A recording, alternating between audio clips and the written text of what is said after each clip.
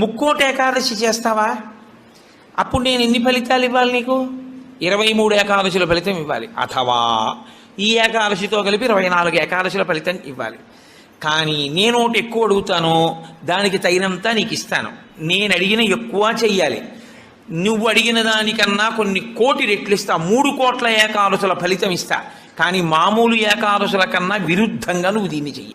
ఎందువల్ల విరుద్ధంగా చేయవలసి ఉంటుంది ముక్కోటి ఏకాదశి అంటే, మామూలు ఏకాదశి నాడు మీరు ఉపవాసం చేసేటప్పుడు పండు కాని, కాయ కాని, అథవా కాసిన పాలు కాని తాగితే ఉపద్రవం ఏం రాదు, దానికి దోషం పట్టదు శాస్త్రం. ఎందుకంటే శాస్త్రం ఉపవాసం మీద చర్చ చేస్తుంది.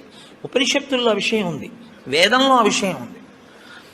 ఎప్పుడెప్పుడు ఉపవాసం ఎలా చెయ్యాలి అన్నది ఉంది. ఆదివారం నాడు కానీ, పౌర్ణమి నాడు కానీ, అమావాస్య